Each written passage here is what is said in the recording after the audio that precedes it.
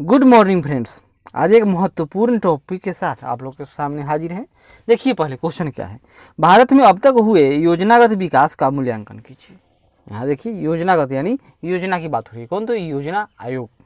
अब तो यह ऐतिहासिक हो चुका है क्योंकि इसकी जगह पर नीति आयोग आ गया और जो 5 वर्षीय योजना लागू होती थी वह बंद कर दिया गया और योजना आयोग भी नाम बदल गया, नीति आयोग हो गया। तो देखते हैं इसका कार्य क्या था।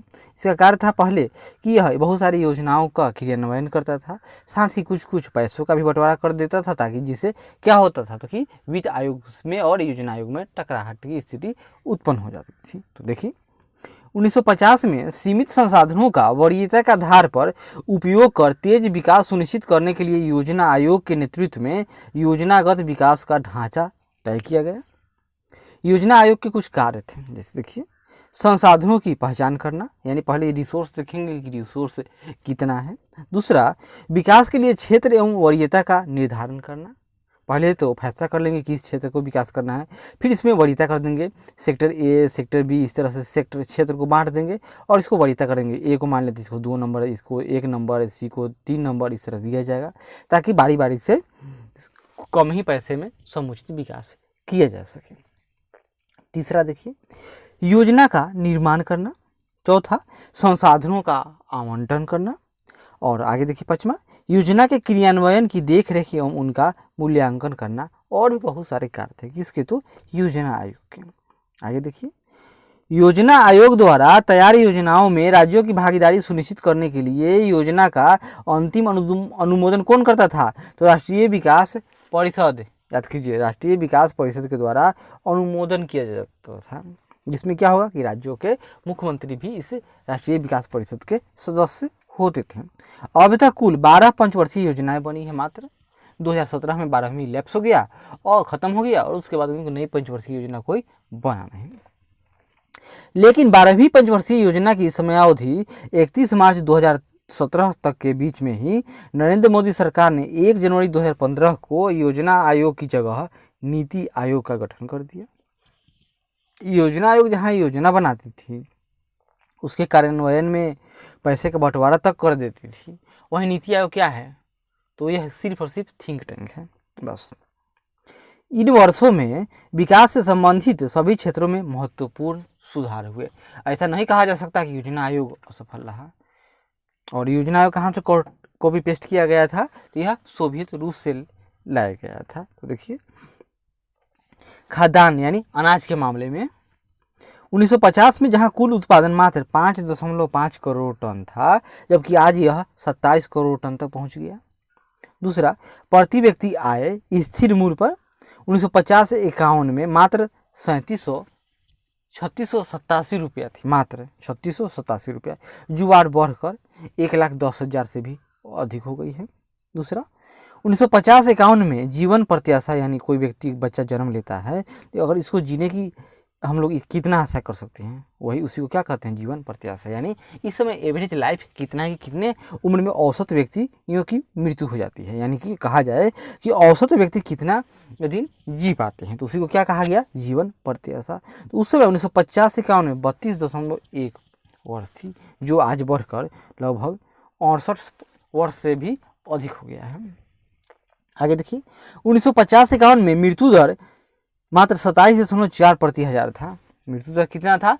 27.4 प्रति हजार, यानी 1000 व्यक्ति में 27 व्यक्ति प्रति मर जाते थे, जो आज घटकर मात्र 7.3 व्यक्ति प्रति हजार हो गया है। आगे देखिए 1950 से 51 में साक्षरता दर मात्र 18.33% था, जो आज बढ़कर 73 हो गया। 73% साक्षरता है लगभग।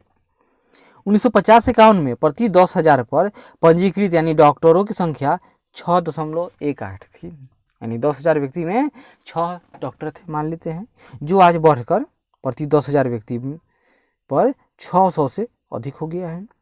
1950 से 51 में विद्युत उत्पादन क्षमता मात्र 1400 मेगावाट था, जो आज बढ़कर 5 लाख से भी अधिक हो चुका है।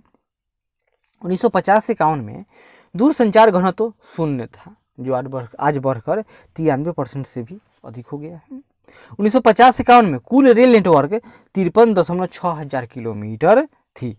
उनमें भी अधिकांश छोटी लाइनें एवं एकल लाइनें थी। जो आज कुल रेल नेटवर्क कितना हो गया है तो 67,312 किलोमीटर। लेकिन गौर करने वाली बात क्या है कि अब इनमें अधिकांश बड़ी एवं डबल लाइनें हैं।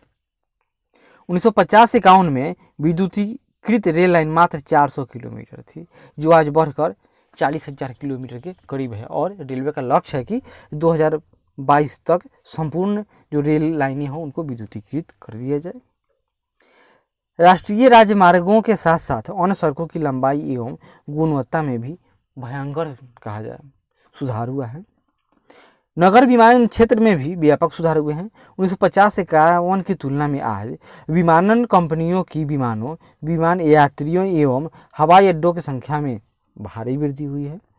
1950-51 की तुलना में लौह इस्पात की उत्पादन क्षमता में पहले जहां 10 लाख टन थी वो बढ़ के अब लगभग 18 करोड़ टन हो गया है।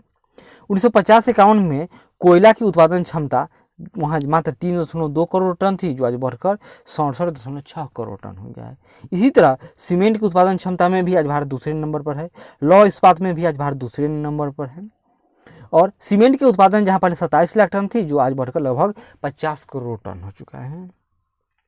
1950-51 में कच्चे तेल की उत्पादन क्षमता 3 लाख टन थी, जो आज बढ़कर 7.24 करोड़ टन यह देसी उत्पादन है। इस तरह कृषि क्षेत्र, औद्योगिक क्षेत्र, सामाजिक सूचकों में उपरोक्त वृद्धि के साथ साथ भारत में व्यापार, वाणिज्य, भुगतान संतुलन, विदेशी मुद्रा मामले तथा सेवा क्षेत्र से संबंधित मामलों में भारी वृद्धि एवं विस्तार हुआ है। वर्तमान में सकल घरेलू उत्पाद में सेवा क्षेत्र की भागीदारी 57% से भी अधिक है, यानी टर्सरी सेक्टर की। जब देश आज़ाद हुआ था उस समय कृषि ही सब कुछ थी। आगे देखिए, लेकिन जब सब कुछ हुआ देखिए यहाँ पर उपयुक्त महत्वपूर्ण सुधारों के कारण भारत आज विकासशील से विकसित देश बनने की ओर अग्रसर है। लेकिन आज भी भारत में एक अफ्रीका निवास करता है, किंतु इस प्रक्रिया की कुछ सीमाएं रह गई। जैसे देखिए, आज भी लगभग 27 करोड़ लोग गरीबी रेखा यानी बीपीएल के नीचे हैं। क्षेत्रीय असंतुलन बढ़ गया। जहाँ भारत के पश्चिमी तट, गुजरात, महाराष्ट्र, दक्षिण के राज्य आदि विकसित हो गए, वहीं बिहार, मध्य प्रदेश, उत्तर प्रदेश में पूर्वी उत्तर प्रदेश, राजस्थान, छत्तीसगढ़, झारखंड और नॉर्थ ईस्ट के स्टेट, इन सब में असमानताएं बढ़ गई। इनमें गरीबी आज भी कायम है। उड़ीसा और बिहार जैसे राज्यों का औसत राष्ट्रीय मानकों में सबसे नीचे से ये लोग टॉप कर जाते हैं। कमजोर तबके के लोग जैसे अनुसूचित जाति, एससी, एसटी, महिलाएं एवं बच्चों के साथ अनेक प्रकार की समस्याएं हैं, जैसे गरीबी, बेरोजगारी, कुपोषण, बाल श्रम जैसी समस्याएं गंभीर या कहा जाए कि विकराल होती जा रही है। गांव एवं शहर के बीच अंतर बढ़ता चला गया है। शहर बेहतर जीवन के केंद्र बन गए हैं, परिणामतः गांवों से शहर की ओर पलायन की समस्या बढ़ गई है। अभी भी विकास के अनुरूप आधारभूत संरचना का विकास नहीं हो सका। जैसे विद्युत का उत्पादन जितना होना चाहिए 100% उतना नहीं हो पाता है। आपूर्ति जिस तरह होनी चाहिए वो नहीं हो पा रही है। परिवहन प्रणाली, ट्रांसपोर्टेशन प्रणाली बेहद कमजोर है। कृषि सहायक क्रियाओं यानी एलाइड सेक्टर का भी विकास जितना होना चाहिए फूड प्रोसेसिंग क्षेत्र का उतना न हो पाया है। विदेश व्यापार के मामले में भी नकारात्मक व्यापार संतुलन है, यानी आयात अगर मान लेते हैं 1 लाख रुपये का होता है तो निर्यात मात्र 60,000 रुपये का होता है, यानी इसमें भी घाटा लगता है भारत सरकार को। बढ़ती जनसंख्या को नियंत्रित नहीं कर पाना भी गंभीर समस्या है। इसके कारण विकास का प्रभाव औसत रह जाता है। अब इसका क्या होगा देखिए, यहाँ पर उपरोक्त सीमाओं को दूर करने के लिए कुछ कारगर कदम उठाने की आवश्यकता है। इस संदर्भ में 2 स्तरीय कदम आवश्यक हैं। जैसे देखिए, पहला क्या किया जाए, विकास की गति को तेज करना और इसके लिए निजी क्षेत्र को भागीदारी को सुनिश्चित बनाना, यानी प्राइवेट सेक्टर को अलाउ किया जाए अधिक से अधिक। दूसरा, कमजोर तबकों एवं पिछड़े क्षेत्रों के विकास पर विशेष बल दिया जाए और जनसंख्या नियंत्रण के लिए तत्कालीन उपायों के साथ साथ दीर्घकालीन उपायों के लिए भी कदम उठाना आवश्यक है, जिससे विकास की प्रभाविता व्यक्त हो और भारत एक सशक्त देश के रूप में अंतर्राष्ट्रीय मंच पर उभर सके। इस तरह भारत के आर्थिक एवं सामाजिक विकास में आयोजन का महत्वपूर्ण स्थान है। आज उदारीकरण में इसका महत्व और अधिक बढ़ गया है, क्योंकि यह अनियंत्रित आर्थिक एवं सामाजिक विकास के न्यायपूर्ण वितरण में महत्वपूर्ण भूमिका निभा सकता है। आज की ही हाल देख लीजिए, इस समय जो महामारी फैली हुई है, इस समय सरकार ही तो सब कुछ बन गया, सरकार और मजबूत होकर उभरी है। अब सरकार को आवश्यकता हो रही है, पूरी दुनिया देख रही है कि अगर जिसका सरकार जितना अधिक मजबूत है, जितनी अधिक उसकी मजबूत मशीनरी तंत्र है, वह इस महामारी से लड़ने में अधिक सक्षम है, न कि कंपनियां सक्षम हैं। अतः स्पष्ट है कि भारत का विकास मूल रूप से योजनागत प्रारूप पर ही निर्भर है और इसी के आधार पर भारत के समस्त आर्थिक एवं सामाजिक क्षेत्र का विकास संभव हो सकता है। इसलिए इसे सफल बनाने के लिए ट्रांसपेरेंसी यानी पारदर्शिता चाहिए और निश्चित दृढ़ निश्चय, ऐसा नहीं कि ढुलमुल रवैया नहीं, पर बल देना चाहिए। तभी क्या होगा, एक भारत श्रेष्ठ भारत की सपना साकार हो सकती है। तो आज हम लोग क्या समझे कि भारत में अब तक हुए योजनागत विकास का मूल्यांकन किए। क्लियर है। अगले बार मिलेंगे तो एक नए टॉपिक के साथ। तब तक आशा करते हैं कि अच्छा लगे तो ज़रूर लाइक करें, शेयर करें, कमेंट करें और सब्सक्राइब करें। धन्यवाद।